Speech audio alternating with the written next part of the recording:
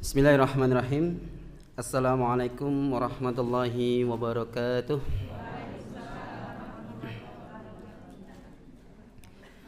Innal hamdalillah nahmaduhu wa nasta'inuhu wa nastaghfiruhu wa nastahdi wa na'udzu billahi min shururi anfusina wa min sayyiati a'malina.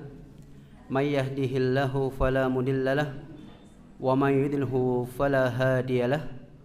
Asyhadu an la ilaha illallah wahdahu la syarikalah wa asyhadu anna Muhammadan abduhu wa rasuluhu la nabiyya wa rasula ba'dah.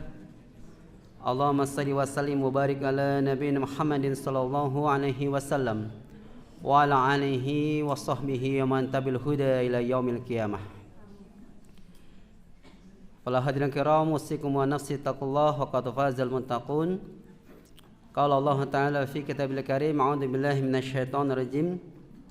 Ya ayyuhalladzina amanu taqullaha haqqa tuqatih wa la tamutunna illa wa antum muslimun.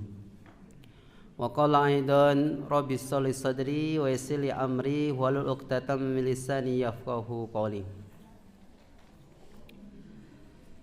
Jamaah kajian Ahad pagi Masjid Al-Mana rahimani wa rahimakumullah. Alhamdulillahirabbil alamin.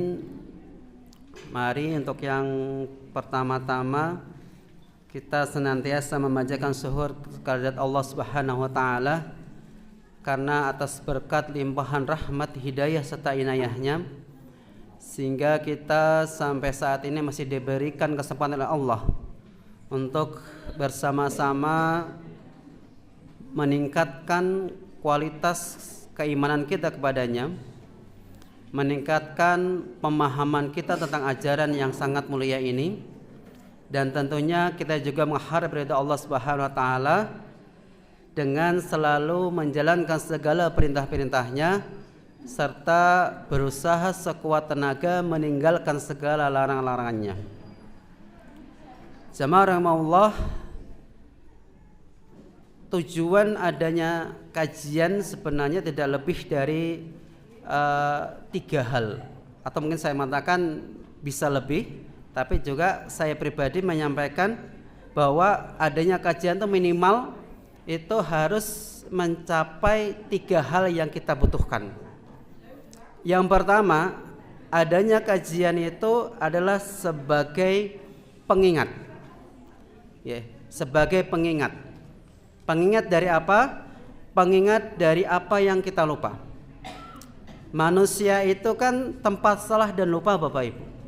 Maka harus diingatkan. Dan salah satu media yang paling efektif untuk mengingatkan manusia yang lupa adalah dengan adanya kajian. Yang kedua, fungsi dari kajian itu selain menjadi pengingat, tapi juga menjadi penguat. Penguat dari apa? Penguat dari hal-hal yang bisa lemah. Kita ketahui Bapak Ibu, iman manusia itu kan yazdadu wa yanqus. Keimanan manusia berbeda dengan keimanan para malaikat. Keimanan manusia itu ada kalanya bertambah, namun ada kalanya berkurang. Ada kalanya menguat, namun ada kalanya melemah. Nah, salah satu penguat keimanan kita yang paling efektif adalah kajian. Dan yang ketiga, selain menjadi pengingat, penguat, kajian itu juga berfungsi sebagai peningkat, Bapak Ibu.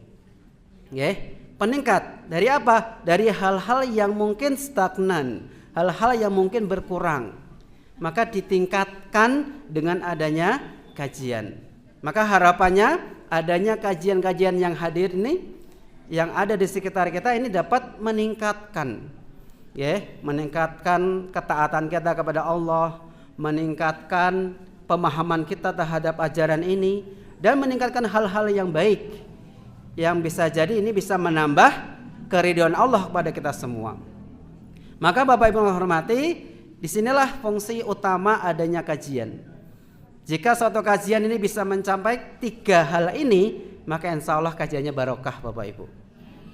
Amin, Allahumma amin. Maka kita harapkan semoga kajian yang diadakan oleh Masjid Al-Mana ini selalu memberikan keberkahan bagi jamaahnya. Amin, Allahumma amin. Jamaah rahimahullah. Niki badhe ngomong basa napa niku nggih? Campur nggih, Bu nggih? Ya. Alhamdulillah nggih. Kula kiambak sampun saged sowan malih sampun dangu boten sowan mriki Bapak Ibu. Terakhir kadose Ramadan nggih. Ning taune pinten kula supe. Nggih. Tepangaken wonten mriki Bapak Ibu, kula naminipun Aris Setiawan saking Sawangan Magelang. Cukup jauh nggih. Perjalanan 1 jam lebih 15 menit. Nggih. Saking griya kala wau jam setengah sekawan nggih sengaja ning kula mang niatipun salat subuhipun wonten Masjid Agung Temanggung Bapak Ibu. Pas dugi masjid pas azan dadi alhamdulillah nggih ajeng. Nah, wonten mriki kula nggih memperkenalkan diri, kebetulan nggih kami juga aktif di organisasi PCM Muhammadiyah cabang Sawangan. Saya pribadi diamanahkan di Majelis MPK SDI Bapak Ibu, Majelis Pembinaan Kader dan Sumber Daya Insani. Sudah 2 periode kok nggak diganti-ganti oke. Padahal nggih pengen di majelis sanesipun. Selain itu kami juga diranting diamanai menjadi sekretaris pimpinan ranting Muhammadiyah Desa Tirtosari. Nah, Bapak Ibu hormati langsung kemawon karena waktunya memang sangat terbatas. Pada kesempatan kali ini Bapak Ibu, saya ingin menyampaikan mungkin hal yang cukup berbeda nggih. Wonten mriki Bapak Ibu saged dipun tingali. Nah, judulipun Man Qorinuka. Nggih. Man Qorinuka ampun wonten ingkang pirsa Bapak Ibu? Ya. Oh ya. Man Qorinuka Bapak Ibu. Siapakah teman kita yang sesungguhnya? Korin nggih, Bapak Ibu mungkin mengenal yang namanya korin. Korin itu apa toh Bapak Ibu? Kalau kita mengatakan kata korin biasanya identik dengan jin yang senantiasa menemani manusia semasa hidup. Nggih. Tapi yang saya maksud bukan niku Bapak Ibu. Nggih. Korin di sini teman yang kita anggap menemani kita, teman yang setia menemani. Ya, karena ini Bapak Ibu, di dalam bahasa Arab teman itu memiliki 12 cabang kata. Ya, jadi kalau di bahasa Arab itu teman itu ada tingkatan-tingkatannya Bapak Ibu. Tingkatan pertama teman biasa, sekedar kenal, itu dalam bahasa Arab namanya zamil. Ya, zamil itu adalah teman biasa. Jadi kayak kenal biasa nih. Ada teman yang enak diajak duduk bersama, enak diajak duduk, ngobrol, diskusi, ini kok enak. Ini kok dalam bahasa Arab diartikan dengan kalimat jalis. Jalis. Makanya dalam mahfuzat kata mutiara itu kan jalis ahlas sidqi wal wafa. Ya. Jika kamu mencari teman yang enak diajak duduk, enak diajak ngobrol, diskusi, maka carilah yang ahlas sidqi wal wafa. Mereka yang senantiasa menjunjung tinggi kejujuran dan juga menepati janji. Ada lagi kalimat lain yang artinya adalah teman. Teman ngopi. Teman yang buat minum-minum. Ini kok ada Bapak Ibu. Dan ini enggak asing dengan kita. Apa bahasa Arabnya teman yang enak diajak ngopi, diajak bedangan gitu Bapak Ibu? Dalam bahasa Arab namanya nadim. Jadi Nadiem Makarim ini kok sebenarnya enak diajak ngobrol ngopi nih oke. Teman ngopi nih oke. Nadim itu adalah teman yang enak diajak ngopi, diajak minum itu namanya nadim. Ada lagi bahasa Arab arti teman adalah anis. Ya, udah nadim anis. Mending kalau betul kamarnya oke. Anis itu dalam bahasa Arab artinya adalah teman yang menjadikan kita nyaman dengannya. Ya. Jadi dia kalau kita setiap dengan teman kita yang satu ini Bapak Ibu, itu kita selalu merasa nyaman. Dan masih banyak, ada 12 Bapak Ibu. Saya sampaikan semuanya, nanti waktunya habis. Nah, dari 12 itu Bapak Ibu, ada kalimat korin. Ya, lantas korin itu yang bagaimana toh? Nah, ini Bapak Ibu ya. Jadi, teman yang disebut korin, dasarnya adalah surat Az-Zukhruf Bapak Ibu ya, ayat 36. Allah Subhanahu wa taala berfirman, "A'udzubillahi minasyaitonirrajim. Wa may yaqsu an dzikrir rahman nuqayyid lahu syaitanan fa huwa lahu qarin." Ini ayat yang muncul ketika Bapak Ibu menulis kata korin. Ya, jadi di situ korin di ayat ini dikaitkan dengan setan atau jin yang senantiasa mendampingi manusia semasa hidup. Namun yang saya maksud bukan ini Bapak Ibu. Yang saya maksud adalah yang akan kita bahas pada kesempatan kali ini adalah teman yang tidak terpisahkan.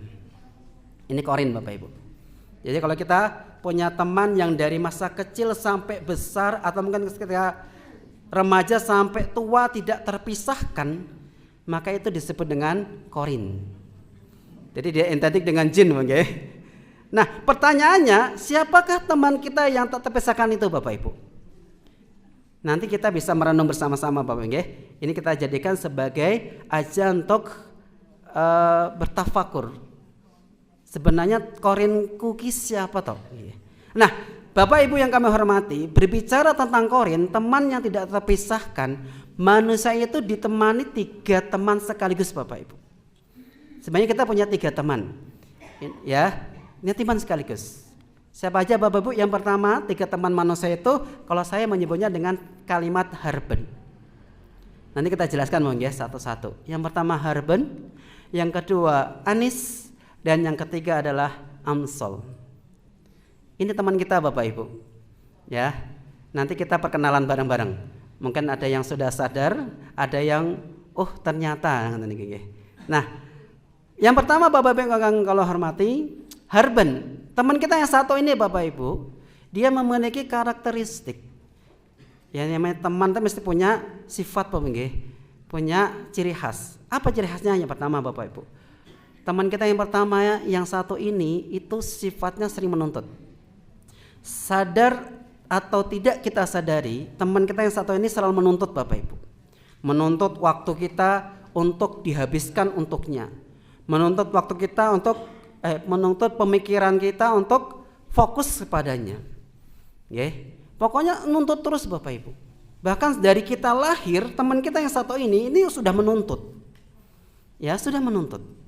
Yang kedua Bapak Ibu, menjadi kebanggaan.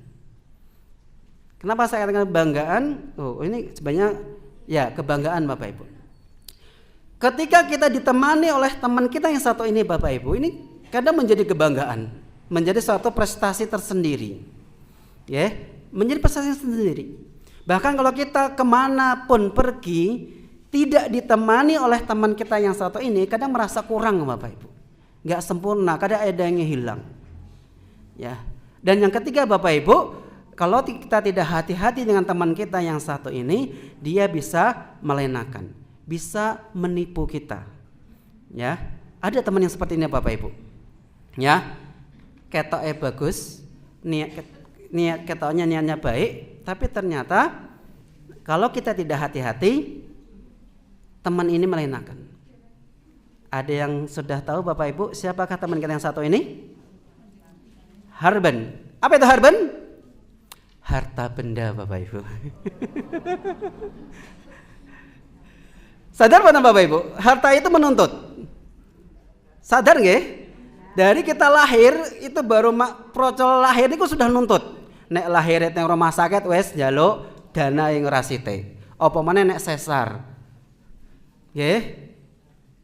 Apalagi hal-hal lain. Nanti ketika naik-naik lagi mesti aja harta itu selalu menemani kita Bapak Ibu. Dan dia menuntut. Nggih. Dan menjadi kebanggaan Bapak Ibu nggih. Orang yang punya harta banyak bangga, merasa wah ternyata diberikan harta yang lebih, harta yang melimpah. Maka saya katakan panjenengan namanya tindak teng pundi-pundi, pergi kemanapun kok nggak bawa harta, nggak bawa uang, kira-kira gimana Bapak Ibu? Susah Bapak Ibu. Plongo-plongo. Saniki harta yang paling dekat ya napa? HP wae. Coba Bapak Ibu berangkat kemanapun nggak bawa HP, wah merasa hilang ini ya. Kayak ada yang kurang. Ini teman kita yang pertama Bapak Ibu. Pertanyaannya Bapak Ibu, apakah teman kita yang satu ini benar-benar teman yang tidak terpisahkan? Ternyata tidak Bapak Ibu. Buktinya apa? Ketika kita meninggal dunia, apakah harta ini akan ikut? Tidak Bapak Ibu, bahkan langsung acuh tak acuh dengan kita. Merasa asing. Jangankan ikut kita meninggal Bapak Ibu, menemani sampai liang lahat pun dia ogah, gak mau. Ya. Jadi kayak bukan malah musuhnya, kayak malah gak kenal Bapak Ibu. Ya. Padahal dari kita lahir sampai besar bahkan sampai mendekati ajal, ini menjadi prioritas kita Bapak Ibu. Ya. Kadang gak mengenal waktu, sehat, sakit pun juga dikejar terus. Kalau bisa kaki di kepala, kepala di kaki. Untuk apa? Untuk ditemani teman kita yang satu ini Bapak Ibu. Tapi ternyata ketika kita meninggal dunia, waktu di mana kita benar-benar membutuhkan pertolongan, dia malah menjadi musuh. Ya, tidak mau menemani. Maka ini menjadi bahan perlindungan kita.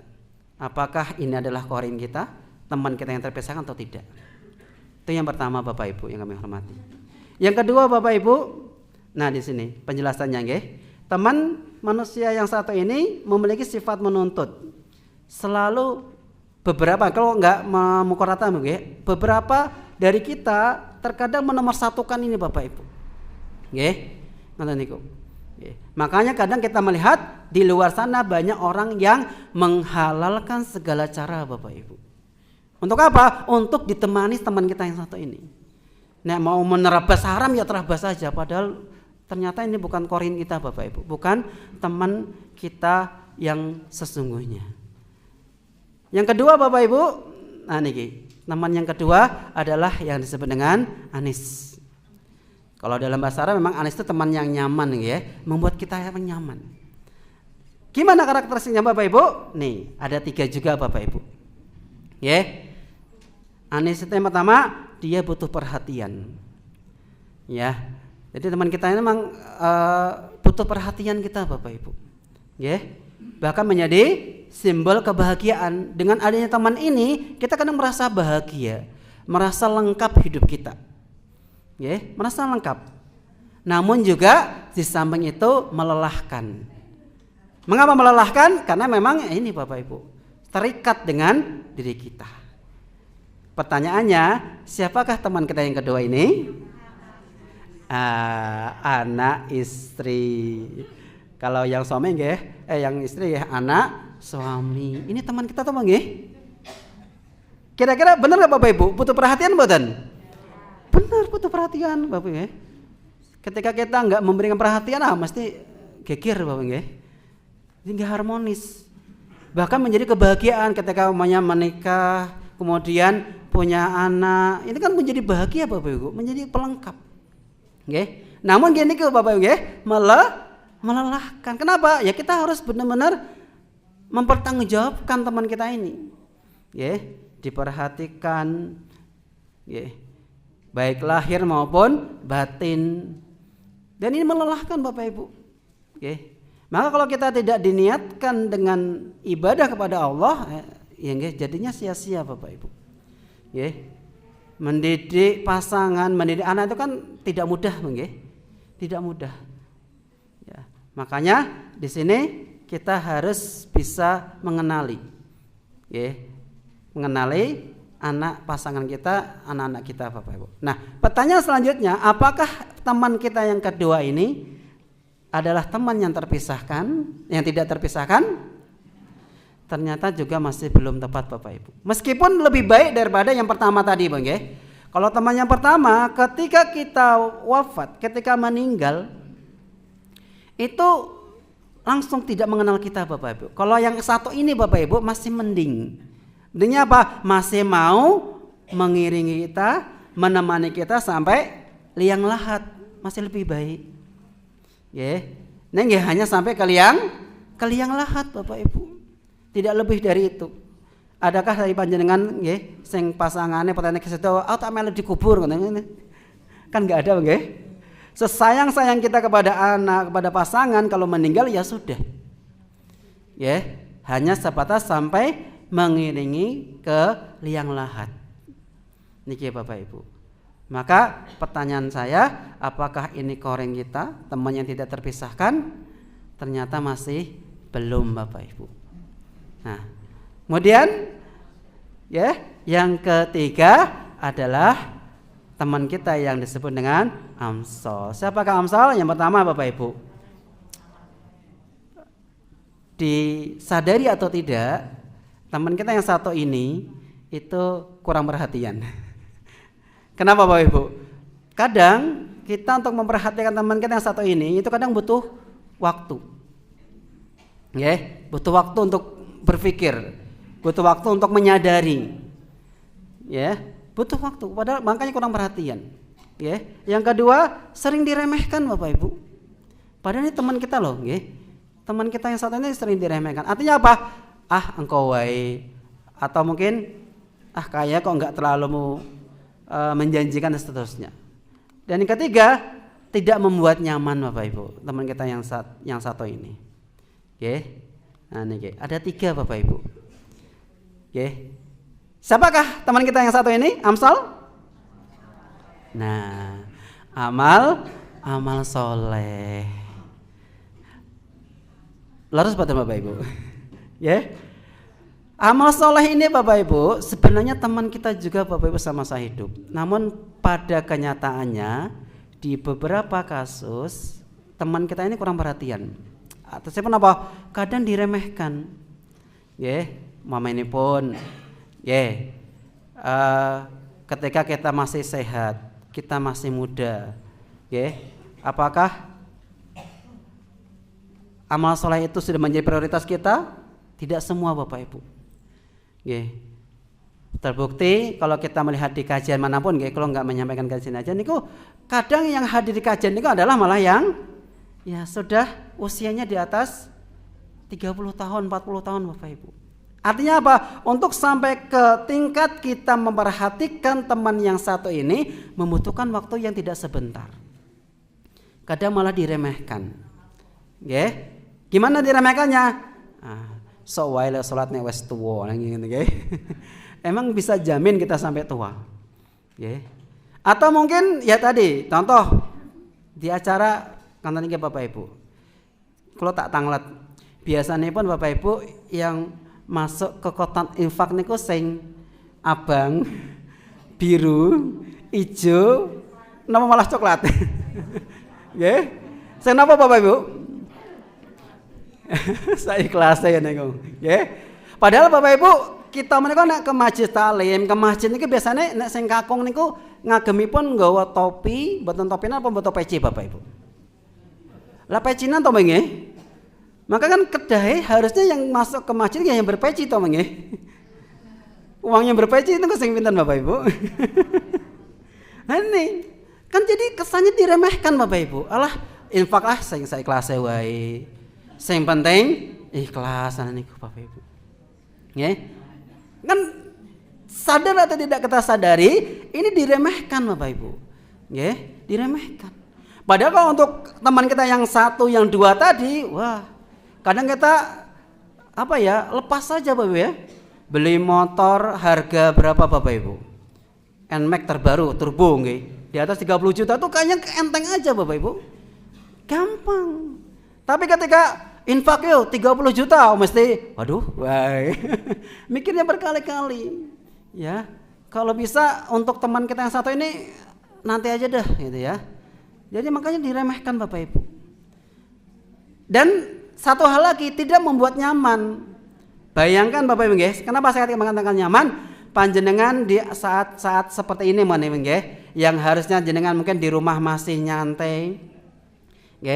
Mungkin nek tasih kademen kedinginan masih kerukuban selimut, harus jengkar, harus keluar dari rumah, dingin-dingin, kumpul di sini. Nyaman buatan Bapak Ibu? Tidak Bapak Ibu. Malam harus tetap bangun sholat subuh berjamaah, harus tetap menghidupkan malam. Ini nggak nyaman Bapak Ibu, nggak nyaman.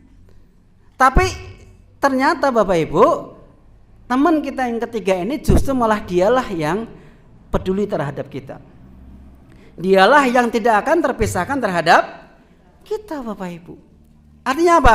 Ketika teman yang pertama, yang kedua tadi ketika kita wafat, mereka tidak mau ikut kita wafat, tidak mau ikut kita ke liang lahat, ke alam kubur. Justru yang satu ini malah dia dengan senang hati menemani kita.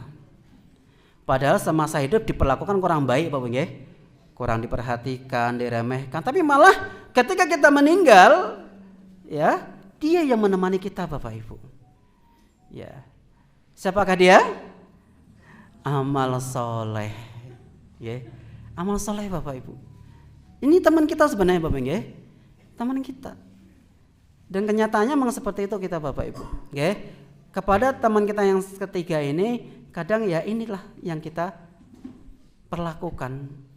Padahal ini yang sebenarnya teman yang tidak terpisahkan oleh kita Bapak Ibu, baik saat di dunia ataupun di akhirat nanti. Niku. Nggih.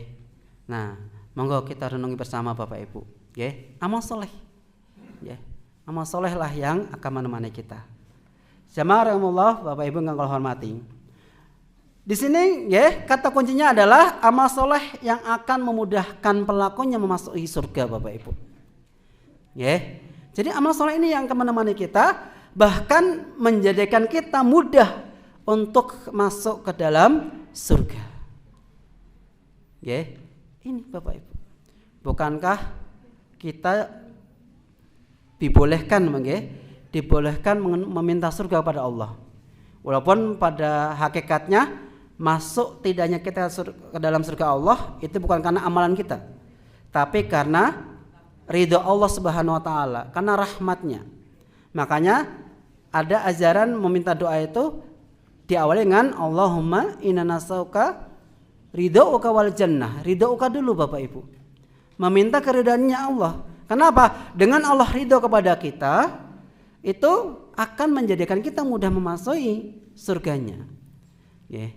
Karena banyak orang yang banyak beramal, banyak berbuat baik, tapi dia tidak bisa masuk surga. Nanti kita sampaikan Bapak Ibu beberapa contoh real yang terjadi di sekitar kita. Nah, amal saleh bagaimana tak Bapak Ibu yang bisa menjadikan kita mudah masuk surga? Yeah. Yang pertama adalah amalan itu harus baik. Yeah. Maksudnya baik gimana? Contoh Bapak Ibu ya. Saya mencontohkan namanya bersedekah itu baik Bapak Ibu. Ya, bersedekah baik. Maka juga harus diingatkan dan dilakukan dengan cara yang baik. Nah, kita bersedekah hanya 5 tahunan. Ya.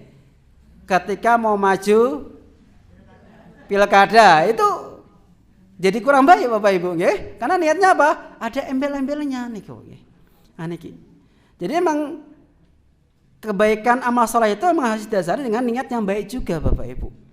Ya, untuk apa? Untuk bisa menjadikan kita mudah memasuki surga Allah. Gitu. Yang kedua Bapak Ibu, amalan juga harus benar.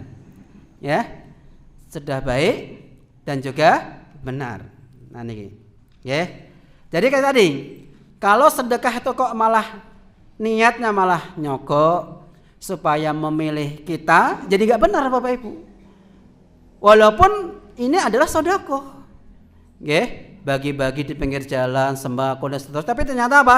Nah niatnya nyogok, niatnya besok pilih saya ya, kan jadi nggak benar Bapak Ibu. Jadi yang baik belum tentu benar. Itu yang kedua Bapak Ibu. Kemudian yang ketiga, amalan itu harus tepat. Tepat itu maksudnya apa Bapak Ibu? Maksudnya adalah tepat sasaran, diberikan pada orang yang tepat Bapak Ibu. Cuma pertanyaannya, siapakah orang yang tepat itu Bapak Ibu? Karena kita nggak tahu siapa yang tepat itu. Tapi kalau kita yakin dengan pemberian kita Bapak Ibu, ini bisa menjadikan amalan yang memudahkan kita masuk surga. Ada satu kisah menarik Bapak Ibu, ini hasil oleh-oleh dari jamaah haji di Indonesia. Ya, ketika haji tahun ini Bapak Ibu. Ini baru hari tahun ini. Pulang haji beliau menyampaikan, jadi ketika haji itu dikisahkan ada seorang jamaah haji yang dia berasal dari Mesir. Berasal dari Mesir Bapak Ibu. Suatu ketika dia bermimpi, di dalam mimpinya itu dia diminta untuk mengumrohkan tetangganya. Diminta untuk mengumrohkan tetangganya. Pikiran pertama ketika bangun apa? Masa kayak gini mimpinya. Kenapa? Karena Yang dia tahu Bapak Ibu, tetangganya itu semasa hidup gak pernah sholat. Padahal agamanya Islam. Gak pernah sholat, gak pernah ke masjid. Tapi kok mimpinya suruh mengumrohkan tetangganya ini. Hari pertama dia mengatakan, paling cuma bunga tidur. Kemudian yang hari kedua, ternyata bapak tadi mimpi dengan mimpi yang sama. Di dalam mimpinya diminta untuk mengumrohkan tetangganya tadi. Sampai akhirnya dia merasa kok sama mimpinya. Kemudian dia bertanya kepada ustadznya, Ustadz, saya kok mimpi kayak gini ya? 2 hari berturut-turut diminta untuk mengumrohkan tetangga saya yang saya tahu dia tidak pernah sholat. Sibuk terus dengan dunianya. Kemudian apa jawaban si ustadz tadi? Coba sekali lagi. Kalau sekali lagi kok mimpi kamu sama, maka lakukanlah itu. Gitu. Dan akhirnya benar Bapak Ibu, di malam selanjutnya dia bermimpi, ternyata mimpinya masih sama. Diminta untuk mengumrohkan tetangganya tadi. Akhirnya singkat cerita, bapak tadi mendatangi tetangganya yang tidak terlalu jauh, ini terjadi di Mesir Bapak Ibu. Kemudian menyampaikan keinginannya, langsung aja to the point. Pak, maksud saya datang ke sini, saya berniat untuk mengumrohkan bapak. Apa jawaban bapak tadi? Enggak salah Pak, katanya. Bapak kan tahu saya gimana, ya pokoknya saya coba pengen banget mau mengumrohkan bapak gitu. Terus jawabannya Pak, saya tuh nggak pernah sholat tuh Pak. Ya nanti setelah ini bapak saya bina, saya bimbing untuk bisa sholat. Gitu. Terus besok umrohnya gimana? Besok berangkat dengan saya. Berangkatnya dengan saya. Dan benar Bapak Ibu, singkat cerita, piyambak pun diajari sholat, bisa sholat, kemudian berangkat umroh.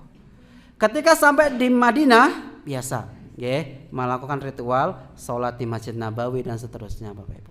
Sampai di Mekah Bapak Ibu, ternyata si bapak tadi itu sudah ada rasa yang rasa rindu yang sangat berat, sangat kuat. Kemudian dia izin, Pak, mohon izin saya tak langsung ke Masjidil Haram. Gitu. Apa jawabannya? Kamu nggak mampir dulu ke Mekah, ke hotel? Kita kan bawa barang-barang. Saya nitip boleh nggak? Gitu. Akhirnya apa? Ya udah kalau kamu bersikeras mau langsung ke Masjidil Haram, silahkan. Akhirnya bapak itu ke Masjidil Haram. Hari pertama tidak ada tanda-tanda Bapak Ibu. Hari kedua dia izin lagi kepada bapaknya, Pak, saya tak ke Masjidil Haram duluan ya. Padahal jamaah lain belum datang ke Masjidil Haram. Nah setelah hari kedua ini Bapak Ibu, ternyata ditunggu-tunggu bapak ini nggak pulang-pulang ke hotel. Nggak pulang-pulang ke hotel. Akhirnya apa? Dicarilah oleh bapak yang mengumrohkan tadi. Ketika masuk ke pelataran utama, ternyata dia lihat ada seseorang yang sedang sujud di depan Ka'bah. Dipanggilnya bapak tadi, ternyata sudah meninggal dunia Bapak Ibu. Meninggal dunia dalam keadaan sujud di depan Ka'bah. Masya Allah kan Bapak Ibu. Dia sempat berpikir amalan apa yang dilakukan bapak tadi sampai sebegitu mulianya Allah mematikan dia di depan Ka'bah. Padahal semasa hidupnya tidak pernah sholat, baru sebentar aja sholat kemudian dia umroh gitu. Sampai ketika beliau pulang ke Mesir, kemudian dia datang ke rumahnya, disampaikan kepada istrinya, mohon maaf Bu, suami ibu meninggal dunia di Masjidil Haram. Kemudian tanya, apa sih yang dilakukan suami ibu sampai sebegitu mulianya Allah mewafatkannya di tempat yang sangat mulia? Apa jawaban si ibu tadi? Ya kalau saya lihat sih sebenarnya biasa-biasa aja Pak. Ya emang seperti itu aja Pak. Suami saya itu hanya, ini kalimat hanya sudah beberapa bulan atau beberapa tahun, saya lupa Bapak Ibu redaksinya, itu suami saya tuh izin kepada saya menyampaikan bahwa karena kita punya tetangga seorang nenek-nenek tua yang hidup sebatang kara, maka suami saya izin untuk setengah dari gajinya itu diberikan kepada nenek tadi. Gitu. Setengah dari gajinya diberikan kepada nenek-nenek tadi. Dan ternyata menurut pengakuan dari suami saya, setiap dia memberikan setengah gajinya kepada si nenek itu hanya mendoakan satu kalimat. Apa kalimatnya? Pak, semoga Bapak besok meninggal dalam keadaan husnul khotimah. Gitu. Masya Allah. Luar biasa Bapak ya. Hanya dengan doa si nenek tadi mengubah perilakunya yang semula nggak pernah sholat, kemana ibadah, menjadikan apa? Matinya benar-benar husnul khotimah Bapak Ibu. Sudah diumrohkan, meninggalnya di depan Ka'bah lagi, Masya Allah. Ini kok. Apa pelajaran bisa kita ambil Bapak Ibu dari kisah ini? Bahwa yang pertama Bapak Ibu, satu kebaikan yang kita lakukan dengan penuh keikhlasan dan tepat sasaran itu lebih baik Bapak Ibu daripada 1000 kebaikan yang dilakukan tapi tidak tepat sasaran. Yang kedua, ada sunnah memang kita itu mendoakan orang yang berbuat baik kepada kita. Makanya ketika kita memberikan sesuatu kepada orang yang kita beri, kita ada anjuran doakan saya. Karena doa ini mustajabah Bapak Ibu. Apalagi doa ini yang benar-benar muncul dari hatinya yang sangat dalam. Terbukti tadi, dengan doa si nenek-nenek hanya dengan satu kalimat dan ini sering diucapkan setiap dia diberi sebagian gaji dari bapak tadi, menjadikan dia masih dalam keadaan husnul khotimah. Dan ternyata Bapak yang hormati, berdoa meminta husnul khotimah itu termasuk anjuran Nabi. Bahkan musuh kita iblis itu mengakui bahwa manusia yang berdoa meminta husnul khotimah adalah manusia yang cerdas. Paham? Kenapa? Karena memang setan itu berusaha semaksimal mungkin supaya kita itu tidak husnul khotimah Bapak Ibu. Sampai kita mati itu enggak rela kita tuh husnul khotimah. Makanya kalau kita berdoa kepada Allah, Allahumma inni as'aluka husnal khotimah, itu termasuk manusia yang cerdas menurut iblis, menurut jin. Karena memang mereka itu berusaha bagaimana kita itu tidak bisa masih dalam keadaan husnul khotimah. Ada satu kisah menarik ugi Bapak Ibu pada zaman Nabi Muhammad ada seorang sahabat yang buta. Ada seorang sahabat yang buta. Suatu ketika sahabat tadi itu ketika mau berangkat ke masjid, itu dia kesandung Bapak Ibu, kesandung batu. Akhirnya apa? Dia terkapar bahkan sampai berdarah. Sampai berdarah. Nah, setelah dia terkapar berdarah itu, tiba-tiba ada orang yang mendatangi. Pak, mau kemana? Gitu. Apa jawabannya? Saya mau datang ke masjid. Nah, yaudah, saya bantu ya. Akhirnya dibantu oleh bapak tadi. Nah, dan ternyata bukan sampai situ Bapak Ibu. Setiap bapak tadi yang buta, sahabat Nabi yang buta itu mau ke masjid, selalu dibantu oleh bapak-bapak tadi. Sampai akhirnya si sahabat Nabi yang buta itu bertanya, siapa Anda kok kayaknya kok rajin sekali bantu saya gitu. Apa jawabannya membantu tadi Bapak Ibu? Anda nggak harus tahu siapa saya. Karena kalau Anda tahu saya, kaget mesti. Nah, sahabat Nabi mengatakan, kalau emang Anda tidak mau memberitahu siapa Anda, udah besok lagi nggak usah bantu saya dah. Saya nggak mau dibantu oleh orang yang tidak saya kenal. Minimal saya bisa mendoakan Anda dah kalau emang Anda itu sahabat Nabi yang lainnya. Gitu. Apa jawaban orang tadi Bapak? Ya udah, kalau memang kamu itu mau tahu siapa saya kasih tahu. Saya itu sebenarnya adalah iblis. Coba bayangin, iblis membantu sahabat Nabi yang buta ke masjid. Tanda tanya kan, tanda tanya. Kok bisa ya? Iblis membantu orang datang ke masjid. Sama juga dengan sahabatnya ini Bapak Ibu. Dia bertanya, kenapa kamu membantu saya ke masjid? Padahal kamu kan sebenarnya malah tugasnya mengganggu saya, membuat saya tidak dekat-dekat dengan masjid. Apa jawabannya Bapak Ibu?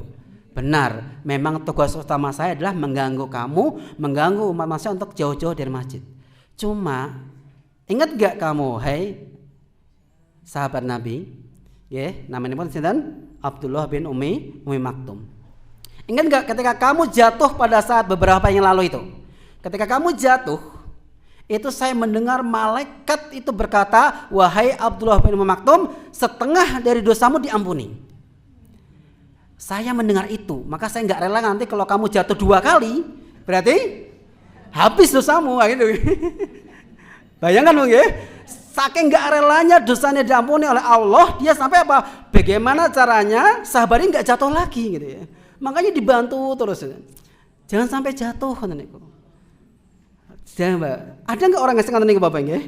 Ketoen niatnya apik, ternyata malah ada niat buruk di situ. Termasuk iblis ini ya Bapak Ibu.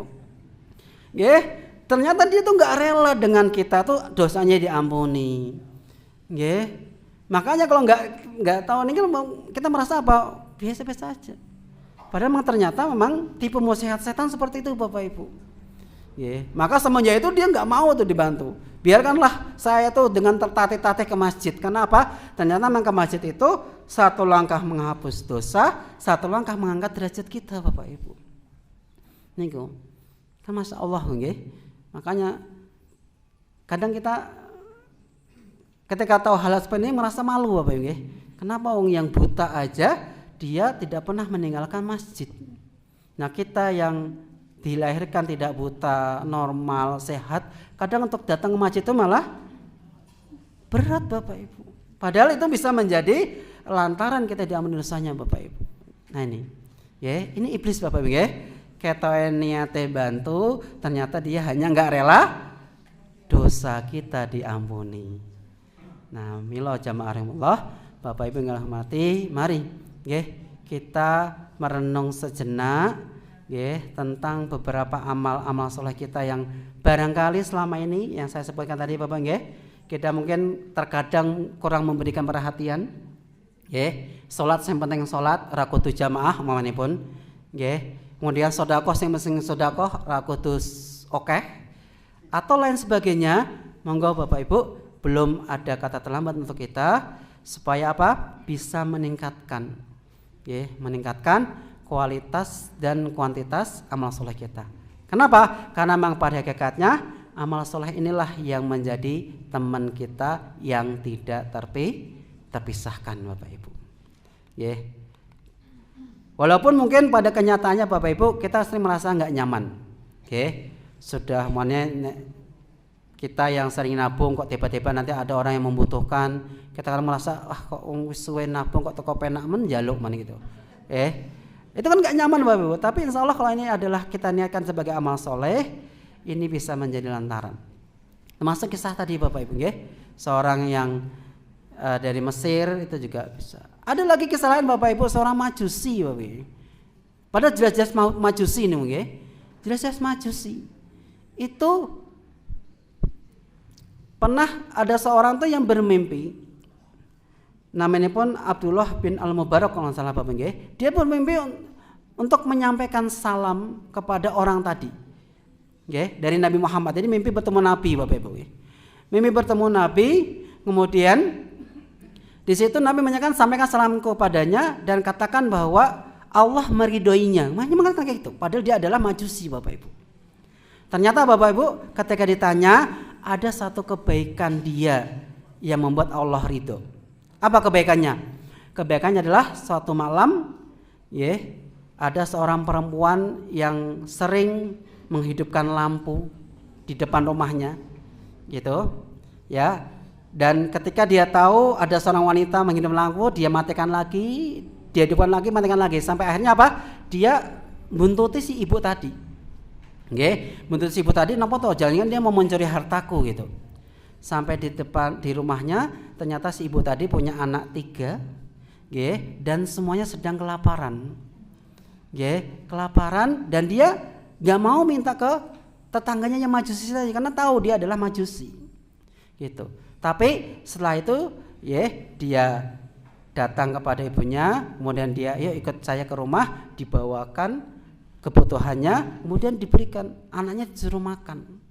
Ini aku senang banget. Ternyata satu amalan itu malah menjadikan dia apa? Ketika disampaikan bahwa saya bermimpi bertemu Nabi, kemudian beliau menyampaikan salam kepada Anda, dan Allah meridhai kamu. Itu langsung di tempat itu juga Bapak Ibu, seorang Majusi tadi bersahadat lalu meninggal dunia. Coba Bapak Ibu. Kita kadang mendengar kisah seperti ini kan merasa ya Allah aku kapan seperti itu. Nah inilah Bapak Ibu, amal soleh inilah yang menjadi penentu kita Bapak Ibu. Makanya monggo 3 hal ini jangan sampai kita memperlakukan sama seperti ini Bapak Ibu kurang memperhatikan amal soleh, kita meremehkannya, bahkan mungkin merasa tidak nyaman nih Bapak Ibu. Nah, jamaah rahimakumullah, Bapak Ibu yang kami hormati. Kemudian selanjutnya, pertanyaan yang terakhir nih Bapak Ibu. Kalau tadi kalian bertanya man qorinuka, maka sekarang saya ubah menjadi man sahibuka. Ya, sahib termasuk bagian dari cabang teman dalam bahasa Arab. Tapi sahib ini adalah Bapak Ibu, sahib ini adalah teman yang peduli. Jadi kalau kita punya teman yang peduli, ya, maka di situ kalimatnya adalah menggunakan kata sahib. Ya. Jadi kalau kamu Bapak Ibu punya teman yang peduli kepada kita, ya, perhatian kepada kita, sering mengingatkan kebaikan, itu adalah sahib Bapak Ibu. Katanya mengatakan sahib. Ya, makanya ada mahfuzat sahibuka man abakaka la man adhakaka. Temanmu itu adalah yang membuatmu menangis, bukan yang membuatmu tertawa ini. Kenapa? Ya teman yang peduli itu enggak gitu Bapak Ibu. Ketika kita salah diingatkan, ya, ketika kita lalai ditegur. Seperti itu. Itu sahib Bapak Ibu. Ya. Nah, jadi sahib di sini adalah teman yang peduli. Dari ketiga tadi yang saya sebutkan Bapak Ibu, berarti siapakah sahib kita? Siapa sahib kita? Amsal Bapak Ibu, ya. Amal soleh sebenarnya. Temannya benar-benar peduli terhadap kita, yang menemani kita semasa hidup itu dari tiga hal yang saya sebutkan adalah amal soleh. Tadi Milo monggo, nggih. Sekali lagi belum ada kata terlambat bagi kita Bapak Ibu, nggih, untuk bisa memberikan perhatian lebih terhadap teman kita yang ketiga ini, nggih, karena memang inilah yang menjadi sahib kita Bapak Ibu.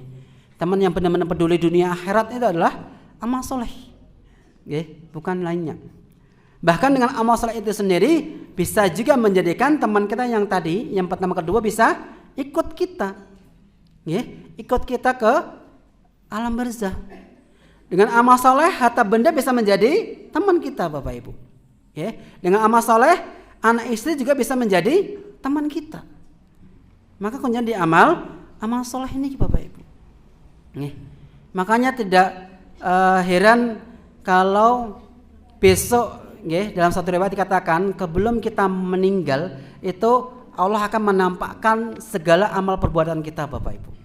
Kalau itu adalah amal soleh, maka ini akan menjadi kebanggaan bagi kita sendiri, menjadi kebahagiaan. Ya, masih ingat nggih Bapak Ibu satu kisah zaman Nabi, seorang sahabat yang setiap sholat itu selalu ngambil shaf paling kanan. Ya, pokoknya sholat itu mesti shaf pertama paling kanan. Suatu ketika sholat subuh itu hampir iqomah itu sahabat ini belum kelihatan. Ini Nabi mengatakan kita tunggu sebentar. Ya, sampai fajar sudah menyingsing, akhirnya kata Nabi, ya udah kita sholat dulu, setelah ini kita mengunjungi rumah sahabat kita ini. Setelah selesai sholat, kemudian berbondong-bondong dengan sahabatnya, menenangi sahabat tadi yang setiap sholat di pojok kanan. Ternyata sampai di rumah, si sahabat tadi telah meninggal dunia. Jadi tidak ke masjid hanya karena meninggal dunia. Kemudian ditanya kepada istrinya, adakah sesuatu yang terjadi sebelum beliau wafat? Apa kata si istrinya? Ada Nabi. Apa itu? Dia menyebutkan 3 kalimat yang saya tidak memahami itu. Oke. Apa kalimatnya? Yang pertama dia mengatakan laula ab'ad. Ya. Yang kedua laula ajdad. Dan yang ketiga laula kulluh. Nah saat itu malaikat Jibril membuka tabir dan menyampaikan kepada Nabi, sahabatmu yang satu ini melakukan 3 amalan yang ini tepat sasaran. Yang pertama adalah laula am'at. Jadi ketika beliau sakaratul maut, Nabi mengatakan itu pada istrinya, ketika sakaratul maut dia didatangi seseorang yang sangat rupawan. Dan kemudian ditanya, siapa Anda? Gitu. Dia mengatakan, aku ini amalanmu. Gitu. Amalanku yang mana? Akhirnya dijelaskan. Ingat enggak dulu kamu pernah membantu seseorang kakek-kakek yang kesulitan berjalan. Lalu kamu tidak habis pikir, kamu langsung menggendongnya. Digendong nih, padahal digendong Bapak Ibu. Kemudian dia mikir, padahal kayaknya dulu gendongnya tuh enggak terlalu jauh dah. Enggak terlalu jauh aja menjadi sosok yang sangat rupawan. Apalagi dulu lebih jauh. Makanya dia mengatakan laula abad. Seandainya pada saat itu aku dalam menggendongnya lebih jauh lagi. Mesti lebih ganteng lagi daripada ini kan. Makanya dia setelah mengatakan laula ab'ad kemudian tersenyum. Ya tersenyum langsung kan. Nek ngerti ngono ben lek gendong saya aduh malah diputar-putar kesek kan nggih. Ngoten niku. Tapi kan kita enggak tahu Bapak Ibu. Karena memang yang namanya pahala sedekah itu tahunya ketika sudah wafat Bapak Ibu. Makanya pahala sedekah itu banyak disesali oleh orang-orang yang telah meninggal dunia. Nggih. Dalam satu ayat dikatakan laula akhartani ila ajalin qarib. Nggih. Fa asaddaqo. Yang diserahkan itu sedekahnya Bapak Ibu. Ya Allah, seandainya Engkau tuh menghidupkanku lagi, berikan aku kesempatan kedua, maka aku akan bersedekah, bukan sholatnya malahan ya, sedekahnya. Inilah, ya, karena memang pahala sedekah kita hanya mengetahuinya kalau setelah wafat. Termasuk sahabat tadi, ya, orang ngerti nek dia gendang itu ternyata pahalanya menjadi sosok yang rupawan yang menemaninya di alam barzah. Makanya dia menyesal kalau ngerti kongane ben suwe aduh meneh kan. Yang kedua, dia mengatakan laula ajdad. Okay. Ternyata ini dikisahkan suatu ketika terjadi musim dingin di Arab Saudi, ya, dia berniat membeli jaket baru di pasar. Setelah membeli jaket baru di pasar, dia melihat ada seseorang yang kedinginan di pojokan sana. Kemudian apa? Jaket lamanya dibuka, dikasihkan kepada si bapak tadi, dia pakai jaket yang baru. Ternyata jaket yang lama itu berubah menjadi sosok yang rupawan yang menemani dia di alam barzah. Ketika datang, siapa kamu? Lah aku juga amalanmu. Amalanku yang mana? Ya diceritakan tadi. Jaket lusuh yang kamu berikan kepada orang yang kedinginan di musim dingin itu menjadikan aku seperti ini. Makanya dia getun Bapak Ibu. Dibilang apa? Nek ngerti ngono mbiyen tak wae sing anyar ngono. Ah lusuh wae dadi kok ngene ya ngene. Nggih. Bekas jadi tanupawan. Makanya dia merasa habis itu senyum lagi Bapak Ibu. Dan yang ketiga dia mengatakan laula kulluh. Seandainya pada saya itu semua yang diberikan. Gimana kesannya Bapak Ibu?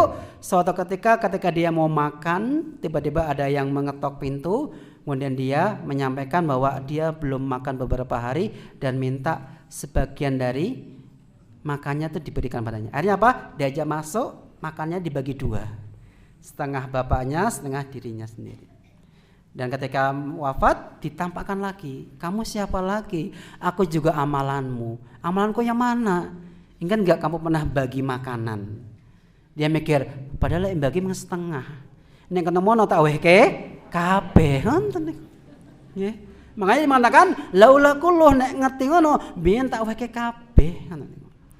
Akhirnya tersenyum. Setelah tersenyum yang ketiga itu dia meninggal dunia. Nah niki Bapak Ibu. Ya, ini bukti bahwa harta yang kita miliki itu bisa menemani kita. Ya. Tinggal pertanyaannya, maukah kita menjadikan tiga teman kita ini benar-benar menjadi sohib kita baik di dunia maupun di akhirat, atau malah kita hanya menjadikan satu teman dari tiga ini menjadi sohib kita. Bapak yang menghormati, masih ada 5 menit. Mungkin dari Bapak Ibu ada yang mau bertanya atau apapun, kami berikan waktu semoga sebelum kita tutup. Oke, monggo Bapak.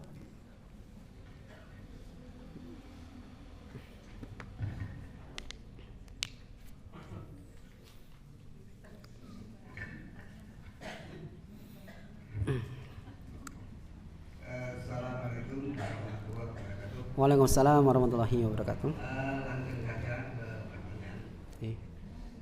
Berteman karena Allah akan bisa membawa kita ke surganya Allah. Tapi kalau berteman karena nafsu akan bisa membawa kita ke neraka. Yang kami tanyakan, bagaimana caranya kita berteman yang sejati? Misalnya bersuami istri. Bagaimana kita berdua nantinya bisa masuk ke surganya Allah. Demikian, terima kasih. Assalamualaikum warahmatullahi wabarakatuh. Waalaikumsalam warahmatullahi wabarakatuh. Masya Allah, pertanyaan sangat luar biasa nih Pak. Ya, bagaimana kita menjadikan teman yang mendampingi kita dalam hari ini suami istri itu bisa bersama di dunia dan juga bersama di akhirat. Pada hakikatnya Bapak Ibu, ya ada satu kalimat yang menanyakan seperti ini. Redaksinya saya agak lupa, tapi kalimatnya ini, manusia itu besok akan di surga itu akan bersama orang yang paling dia cintai. Okay. Jadi ketika kita mencintai banyak pasangan kita, maka dan di situ dalam koridor selalu menjaga pasangan kita atau teman kita dari hal-hal yang dapat menurunkan murka Allah, maka ini bisa menjadi wasilah, ya, teman kita ini akan bertemu lagi di akhirat nanti, Bapak Ibu. Ya. Intinya memang dalam pertemanan, ya, kita itu sudah diberikan rambu-rambu oleh ajaran kita agama Islam, Bapak Ibu. Saya di Allah sudah menyampaikan, Bapak Ibu, ketika kita mencari teman, contohnya mencari teman yang bisa enak diajak bicara, bisa asik dalam berdiskusi atau tempat duduk, maka di situ para ulama mengatakan ahlas sidqi wal wafa. Ya, kalau memang kamu mencari teman yang bisa mengantarkan kamu kepada kebaikan, ya carilah mereka yang selalu menjunjung tinggi kejujuran dan menepati janji. Karena emang jujur di sini Bapak Ibu ini bisa menjadi satu barometer, satu ukuran orang itu baik atau buruk, Bapak Ibu. Ya, makanya dulu ada seseorang yang mau masuk Islam zaman Nabi. Nabi itu hanya menyampaikan satu permintaan. Hal tu'ahiduni ala tarkil kadib. Jadi ada seorang ahli maksiat, ya, dia tuh sering berbuat maksiat dan dia mau bertobat dan mau masuk Islam. Kata Nabi apa? Hal tu'ahiduni ala tarkil kadib. Apakah kamu mau berjanji kepadaku untuk meninggalkan segala macam kebohongan, segala macam kedustaan? Kata orang tadi, oh itu bisa gitu ya. Awalnya mengatakan bisa, tapi ternyata pada kenyataannya tidak mudah, Bapak Ibu. Ya, karena yang namanya kejujuran itu bukan hanya sebatas ucapan, tapi juga perbuatan. Bagaimana kita jujur dalam perbuatan? Ya, contoh jujur dalam perbuatan itu adalah kita selalu taat kepada Allah baik saat ada orang ataupun tidak ada orang. Karena kita yakin bahwa Allah itu Maha melihat. Karena kan orang itu berlaku jujur baik itu hanya ketika orang melihatnya. Ya, contoh yang sederhananya maunya Bapak Ibu. Nabi kita itu kan mencontohkan maunya dalam hal makan dan minum itu harus dengan tangan kanan dan juga duduk. Alatnya kan seperti itu. Kadang kita kalau pada saat memangnya kalau depan orang itu wah kita bisa menjaga minumnya duduk, makannya duduk. Tapi ketika sendirian ini berat Bapak Ibu. Ya, untuk menjaga itu. Makanya kejujuran di sini ya bukan hanya sebatas perkataan tapi juga perbuatan gitu. Ketika kita bisa jujur dalam perkataan perbuatan, ini bisa meninggalkan kita menjadikan kita terhindar dari segala macam maksiat. Termasuk tadi sahabat Nabi tadi yang masuk Islam karena dia diminta untuk meninggalkan maksiat, meninggalkan kadzib, sehingga dia bisa meninggalkan segala kemaksiatan Bapak Ibu. Pertama, ketika dia ada hasrat untuk mau minum minuman keras. Apa katanya? Kalau saya ketahuan minum minuman keras, ini nanti oleh Nabi akan dicambuk. Tapi kalau saya nggak ketahuan, berarti saya sudah berbohong kepada diri saya dan kepada Nabi. Padahal saya sudah janji kepada Allah untuk meninggalkan perkataan dusta. Akhirnya apa? Dia meninggalkan minuman keras. Dan ketika dia mau berzina, dia juga ingat lagi. Ya, kalau saya berzina, wah hukumannya berat ini. Tapi kalau saya nggak ketahuan, berarti saya sudah berdusta, saya sudah berbohong. Padahal saya sudah berjanji untuk tidak berbohong. Akhirnya apa? Dia meninggalkan itu. Akhirnya apa? Hanya dengan dia meninggalkan perkataan dusta, kebohongan baik perbuatan dan perkataan itu menjadikannya terhindar dari segala macam kemaksiatan. Maka kalau kita pengen memiliki teman yang mengingatkan kita kebaikan, yaitu minimal kita lihat ya, harus bisa menjaga kejujuran dalam diri kita itu Bapak Ibu. Ya, jadi untuk saya Bapak bagaimana caranya ya kita harus benar-benar menjaga kejujuran itu Bapak. Oke, mengingatkan termasuk kejujuran beribadah. Ya, kejujuran beribadah itu kan bagaimana kita melakukan sesuai yang dicontohkan Nabi. Makanya dulu Umar bin Khattab itu pernah mengatakan mengatai sahabatnya dia telah berbuat curang dan beribadah. Ternyata ibadah juga ada curangnya Bapak Ibu. Jadi Nabi Umar bin Khattab ketika menjadi khalifah, dia pernah setelah sholat itu berkeliling. Ternyata dia menemui ada seorang sahabat yang dia nggak sholat di masjid, sholat berjamaah. Kemudian dikatakan, kenapa kamu nggak sholat berjamaah di masjid? Dia menyampaikan, wah saya sibuk ini. Apa jawaban Umar bin Khattab? Laqad tafafta. Kamu telah berbuat curang dalam beribadah. Gitu. Kenapa? Kamu bisa sholat berjamaah tapi malah memilih sholat sendiri. Itu curang katanya Bapak Ibu. Nah ini. Maka hati-hati Bapak Ibu. Ngaten Bapak nggih. Sementara ini karena memang waktunya sudah habis, nyuwun pangapunten Bapak Ibu jika dalam penyampaian kami masih banyak salah dan kekurangan. Dan sebelum saya akhiri, mohon maaf ketika tahu saya mau berangkat ke Paraan, saya dititipi oleh pimpinan ranting kami, barangkali dari Bapak Ibu ada yang mau berdonasi karena kami di cabang itu di ranting sedang ada tantangan Bapak Ibu. Ada satu tanah wakaf di belakang Panti Asuhan Muhammadiyah itu ditawarkan kepada kami, tapi ternyata di sampingnya itu sudah dibeli oleh pondok pesantren milik Nahdlatul Ulama. Jadi kita agak berat gitu ya. Ini kalau dibiarkan nanti akan dibeli oleh organisasi samping, dan dari ranting itu meminta sebisa mungkin kita bisa mendapatkan tanah ini. Nah, mungkin nanti saya meninggalkan brosurnya di sini kepada pengurus. Barangkali dari Bapak Ibu ada yang berkenan untuk ikut berdonasi pembebasan lahan untuk Panti Asuhan Muhammadiyah cabang Sawangan. Dan di sini juga sudah dilampirkan rekening dari pimpinan ranting dan juga nomor yang bisa dihubungi. Terima kasih Bapak Ibu, dan wa'alaikum minkum billahi fisabih fasabiqul khairat. Wassalamualaikum warahmatullahi wabarakatuh.